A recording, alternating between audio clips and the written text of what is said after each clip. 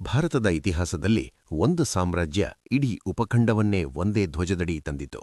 ಒಬ್ಬ ಸಾಮಾನ್ಯ ಯುವಕ ಚಾಣಕ್ಯನ ಮಾರ್ಗದರ್ಶನದಲ್ಲಿ ಚಕ್ರವರ್ತಿಯಾಗಿ ಬೆಳೆದನು. ಒಬ್ಬ ಕ್ರೂರ ಯೋಧ ಯುದ್ಧವನ್ನು ತ್ಯಜಿಸಿ ಧರ್ಮದ ದೂತನಾದನು.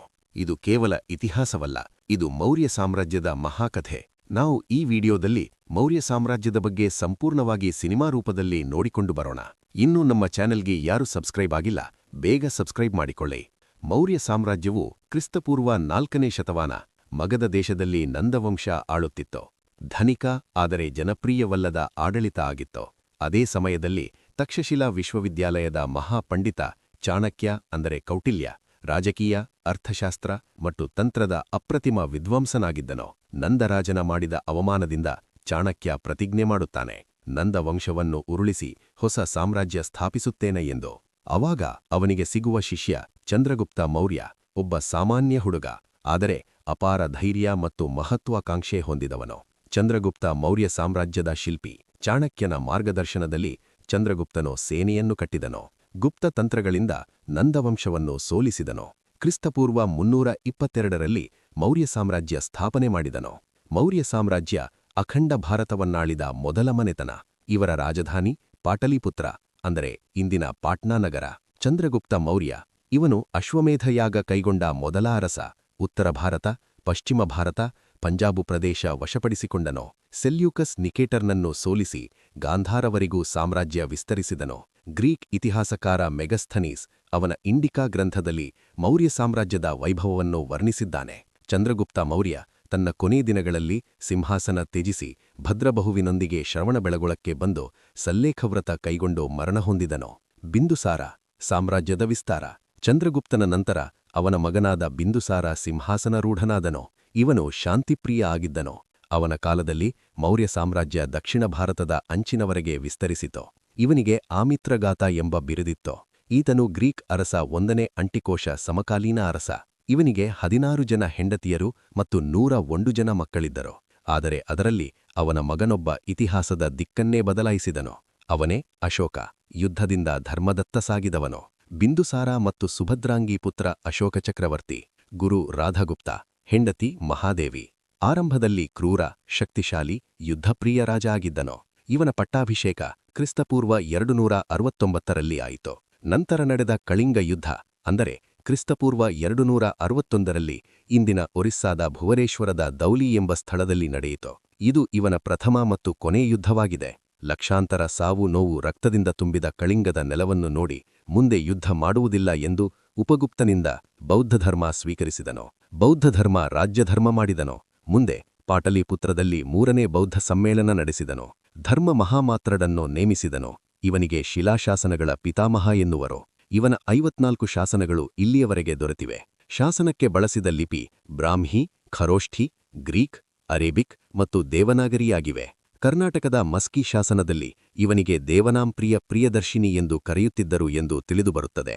ನಾವು ಅಶೋಕನ ಬಗ್ಗೆಯೇ ಸಂಪೂರ್ಣವಾಗಿ ನಾನು ಇನ್ನೊಂದು ವಿಡಿಯೋ ಮಾಡುತ್ತೇನೆ. ಸ್ನೇಹಿತರೆ, ಮೌರ್ಯರು ಕಲೆ, ವಾಸ್ತುಶಿಲ್ಪಿಕ್ಕೂ ಅನೇಕ ಕೊಡುಗೆ ನೀಡಿದ್ದಾರೆ. ಅಶೋಕ ಹೊರಡಿಸಿದ ಸಾರನಾಥದ ಸಿಂಹಸ್ತಂಭ ಇಂದಿನ ಭಾರತದ ರಾಷ್ಟ್ರೀಯ ಚಿಹ್ನೆ. ಇದು 4 ಮುಖದ ಸಿಂಹ ಹೊಂದಿದೆ. ಕೆಳಗೆ ದೇವನಾಗರಿ ಲಿಪಿಯಲ್ಲಿ ಸತ್ಯಮೇವ ಜಯತೆ ಎಂದು ಬರೆದಿದ್ದಾರೆ. ಮೌರ್ಯರು ಒಟ್ಟು 84,000 ಸ್ತೂಪ ಸ್ಥಾಪನೆ ಮಾಡಿದರು ಎಂದು ಹೇಳಲಾಗುತ್ತದೆ. ಅದರಲ್ಲಿ ಅಶೋಕನ ನಿರ್ಮಿಸಿದ ಸಾಂಚಿ ಸ್ತೂಪ ಪ್ರಮುಖವಾದದ್ದು. ಸಾಂಚಿ ಸ್ತೂಪ 77.5 ಅಡಿ ಎತ್ತರವಿದ್ದು ಇದರ ಸುತ್ತಲೂ ಬುದ್ಧನ ಜಾತಕ ಕಥೆಗಳನ್ನು ಬಿಡಿಸಲಾಗಿದೆ. ಮೌರ್ಯ ಆಡಳಿತ ವ್ಯವಸ್ಥೆ. ಭಾರತದ ಮೊದಲ ವ್ಯವಸ್ಥಿತ ಆಡಳಿತ ಇವರದಾಗಿದೆ. ಇದು ಸಾಮಾನ್ಯ ರಾಜಶಾಸನವಲ್ಲ, ಇದು ಚಾಣಕ್ಯನ ಮೆದುಳಿನಿಂದ ಹೊರಬಂದ ವ್ಯವಸ್ಥೆಯಾಗಿತ್ತು. ರಾಜನ ಸ್ಥಾನ. ರಾಜನು ಪರಮಾಧಿಕಾರಿ, ಆದರೆ ಧರ್ಮ ಮತ್ತು ನ್ಯಾಯಕ್ಕೆ ಬದ್ಧ ಆಗಿದ್ದನು. ಕೇಂದ್ರ ಆಡಳಿತ. ರಾಜಧಾನಿ ಪಾಟಲಿಪುತ್ರ. ಮಂತ್ರಿಮಂಡಲ ವಿಶೇಷವಾಗಿತ್ತು. ಪ್ರಧಾನಮಂತ್ರಿ ಅಮಾತ್ಯ, ಖಜಾನೆ ಮಂತ್ರಿ ಸನ್ನಿಧಾತ, ಕಂದಾಯ ಮಂತ್ರಿ ಸುಮಾತ್ಯ, ಲಕ್ಕಪತ್ರ ಮಂತ್ರಿ ಲೇಖಪಾಲ, ಸಾರ್ವಜನಿಕ ಕುಂದುಗುರತೆ ಧರ್ಮ ಮಹಾಮಾತ್ರರು. ಸಚಿವಾಲಯಗಳು 32 ಇದ್ದವು. ಕೃಷಿ ಸಚಿವಾಲಯ ಸೀತಾಧ್ಯಕ್ಷ, ಗಜಪಡೆ ಮುಖ್ಯಸ್ಥ ಹಸ್ತಾಧ್ಯಕ್ಷ, ಸೇನಾಪಡೆ ಮುಖ್ಯಸ್ಥ ಮುರಾಧ ಆಗಿದ್ದರು. ಅಕ್ಕಸಾಲಿಗ ಮುಖ್ಯಸ್ಥ ಸುವರ್ಣಾಧ್ಯಕ್ಷ, ಅಬಕಾರಿ ಮುಖ್ಯಸ್ಥ ಸುರಾಧ್ಯಕ್ಷ ಆಗಿದ್ದರು. ಪ್ರಾಂತ್ಯಗಳು 4 ಇದ್ದವು. ಉತ್ತರದ ರಾಜಧಾನಿ ತಕ್ಷಶಿಲಾ, ದಕ್ಷಿಣದ ರಾಜಧಾನಿ ಸಣ್ಣಥಿ ಅಥವಾ ಸುವರ್ಣಗಿರಿ, ಪೂರ್ವದ ರಾಜಧಾನಿ ವೈಶಾಲಿ, ಪಶ್ಚಿಮದ ರಾಜಧಾನಿ ಉಜ್ಜಯಿನಿಯಾಗಿದ್ದವು. ಇನ್ನು ಮೌರ್ಯರಲ್ಲಿ ವಿಶೇಷವಾಗಿ ಗುಪ್ತಚರ ವ್ಯವಸ್ಥೆಯಿತ್ತು. ಇದು ಮೌರ್ಯ ಆಡಳಿತದ ಅತ್ಯಂತ ಶಕ್ತಿಯ ಅಸ್ತ್ರವಾಗಿತ್ತು. ಸನ್ಯಾಸಿಗಳ ವೇಷ, ವ್ಯಾಪಾರಿಗಳ ವೇಷ, ಗೃಹಸ್ಥರ ವೇಷ ಧರಿಸುತ್ತಿದ್ದರೋ ಮತ್ತು ರಾಜನಿಗೆ ನೇರ ಮಾಹಿತಿ ನೀಡುತ್ತಿದ್ದರೋ. ಇದರಿಂದ ಭ್ರಷ್ಟಾಚಾರಕ್ಕೆ ಕಡಿವಾಣ ಹಾಕುತ್ತಿದ್ದರೋ. ನ್ಯಾಯ ವ್ಯವಸ್ಥೆ ಕಠಿಣವಾಗಿತ್ತೋ, ಆದರೆ ನ್ಯಾಯಸಮ್ಮತವಾಗಿತ್ತೋ. ಅಪರಾಧಕ್ಕೆ ತಕ್ಕ ಶಿಕ್ಷೆ ನೀಡುತ್ತಿದ್ದರೋ. ನ್ಯಾಯಾಲಯಗಳು ಇದ್ದವೋ. ತೆರಿಗೆ ವ್ಯವಸ್ಥೆ, ಕೃಷಿ ತೆರಿಗೆ, ವ್ಯಾಪಾರ ತೆರಿಗೆ, ಅರಣ್ಯ ಸಂಪನ್ಮೂಲ ತೆರಿಗೆ ಇದ್ದವೋ. ರಾಜ್ಯದ ಆದಾಯ ಜನರ ಅಭಿವೃದ್ಧಿಗೆ ಬಳಕೆ ಮಾಡುತ್ತಿದ್ದರೋ. ಮೌರ್ಯಕಾಲದ ಸಾಹಿತ್ಯ ಅದ್ವಿತೀಯವಾಗಿತ್ತೋ. ಕೌಟಿಲ್ಯನ ಅರ್ಥಶಾಸ್ತ್ರ, ಇದು 15 ಭಾಗ, 180 ಉಪಭಾಗ ಹೊಂದಿದೆ.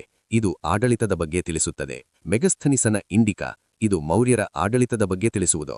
ದಕ್ಷಿಣ ಭಾರತದ ಮೇಲೆ ಬೆಳಕು ಚೆಲ್ಲಿದ ಕೃತಿ ಇದಾಗಿದೆ. ವಿಶಾಖದತ್ತನ ಮುದ್ರಾ ರಾಕ್ಷಸ, ಇದು ಸ್ತ್ರೀ ಪಾತ್ರವಿಲ್ಲದ ಮೊದಲ ನಾಟಕವಾಗಿದೆ. ಇದರಲ್ಲಿ ಚಂದ್ರಗುಪ್ತನಿಗೆ ವೃಷಲ ಎಂದು ಹೇಳಲಾಗಿದೆ. ಮೌರ್ಯಯುಗವು ಯುದ್ಧಕ್ಕಿಂತ ಚಿಂತನೆಗೆ ಹೆಸರಾದ ಕಾಲವಾಗಿತ್ತು. ಮೌರ್ಯ ಸಾಮ್ರಾಜ್ಯ ಕಲ್ಲಿನಲ್ಲಿ ಆಡಳಿತ ಬರದ ಕಾಲವಾಗಿತ್ತು. ಭಾರತದ ಆಡಳಿತ, ಸಂಸ್ಕೃತಿ ಮತ್ತು ನೈತಿಕತೆಯ ಅಡಿಪಾಯ ಹಾಕಿದವರು ಮೌರ್ಯರು.